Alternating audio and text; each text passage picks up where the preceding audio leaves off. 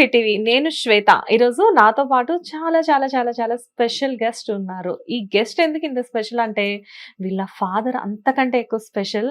ఎలా అంటే ఒక డబ్బింగ్ ఆర్టిస్ట్‌గా, ఒక హీరోగా, విలక్షణ నటులుగా వాట్ నాట్ ఈయన గురించి ఎంత చెప్పినా తక్కువే. సో ఆయన డాటర్ జనరల్‌గా యాక్టర్ అవ్వబోయి డాక్టర్ అయినట్టున్నారు. సో ఫైనల్‌గా డాక్టర్ జ్యోతిర్మయి ఈరోజు మన స్టూడియోలో ఉన్నారు. కవిపురపు జ్యోతిర్మయి. సో తనతో మాట్లాడి అసలు ఎలా ఈవిడ యాక్టర్ టు డాక్టర్ ఎలా అయ్యారు అనేది తెలుసుకుందాం. హాయ్ జ్యోతిర్మయి గారు. హలో అండి, నమస్తే. నమస్తే. ఎలా ఉన్నారు? బాగున్నానండి. How are you? Yeah! I'm fine. First of all బాగుండడం గురించి మనం మాట్లాడుకుందాము. ఫేస్ కట్ మొత్తం నాన్నగారి ఫేస్ కట్టే వచ్చింది కదా మీకు. Yes. ఎవరైనా చూడగానే వెంటనే సాయి కుమార్ గారి డాటర్ అని చెప్పేసేసి రికగ్నైజ్ చేసేస్తారు. అవును. But what about your hair? అది కూడా జెనెటిక్. మ్మ్. మా నానమ్మకి అలాగే ఉండేది కర్లీ హెయిర్. మ్మ్. డాడీకి కూడా ఆల్మోస్ట్ కర్లీ హెయిర్ టెక్స్చర్ మ్మ్. నాకు వచ్చింది. ఓకే.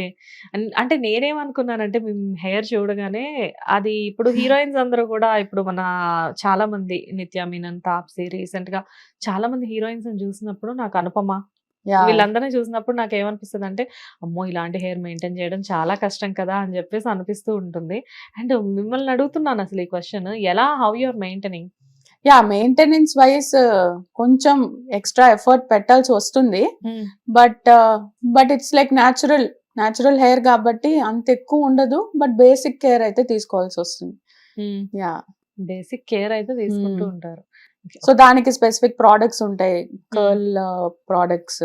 సో అవి యూస్ చేయడం, దాని తగ్గట్టు అంటే ఈచ్ హెయిర్ ఇస్ డిఫరెంట్.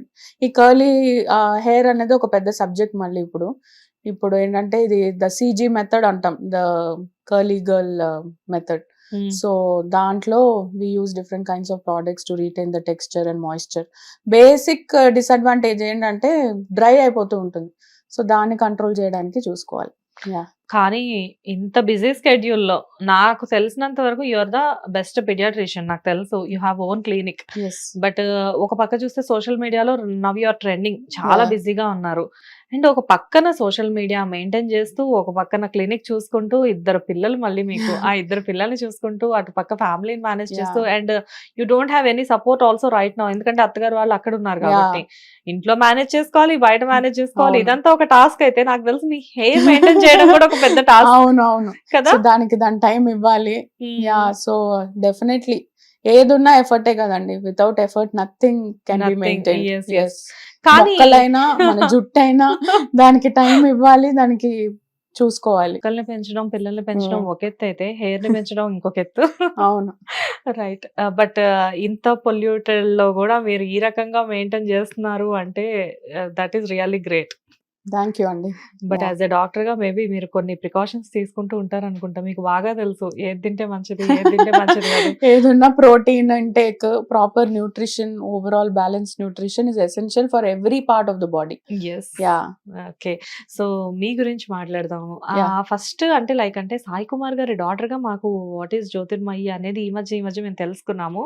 కానీ అసలు మీరు చెప్పండి మీ మాటలో, లైక్ అంటే అసలు జ్యోతిర్మయి గారు ఎక్కడ స్టార్ట్ అయ్యారు, తన స్టడీస్ ఎక్కడ అయ్యాయి, అసలు మీరు పుట్టింది మొత్తం అంతా ఎక్కడ, అదంతా చెప్పండి. షూర్ అండి. సో నేను మమ్మీది శ్రీకాకుళం, డాడీది విజయనగరం. డాడీ వాళ్ళ మా తాతగారి ఊరు.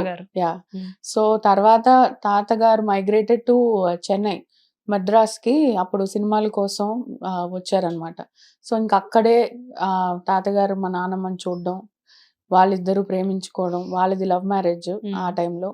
సో వాళ్ళకి మా డాడీ వాళ్ళు 5గురు, నాన్న, మా రవి బాబాయ్, అయ్యప్ప బాబాయ్ అండ్ 2 అత్తలు ఉన్నారు. సో చెన్నైలో డాడీ వాళ్ళు ఉండేవారు. సో మా నాన్నకి అంటే అమ్మ ఫ్రమ్ శ్రీకాకుళం, నేను పుట్టింది శ్రీకాకుళం, అమ్మ వాళ్ళ మా అమ్మమ్మ తాత ఊర్లో. సో దాని తర్వాత నా childhood maximum was in Chennai. దాని తర్వాత నా MBBS కూడా చెన్నైలోనే అయింది. MBBS అయ్యింది. తర్వాత నేను ఒక 1 year బెంగళూరులో ఒక ఇంటర్న్షిప్ లా చేస్తూ ఉన్నాను. సో అప్పుడు నాకు పెళ్లి సంబంధం రావడం, మా హస్బెండ్ కృష్ణ ఫల్గుణ. సో పెళ్ళి అవ్వడం, తర్వాత నేను వాళ్ళది Belgaum, actually Rajahmundry, but business పరంగా బెల్గాం లో ఉండేవారు. సో చెన్నై అమ్మాయి, రాజమండ్రి అబ్బాయి.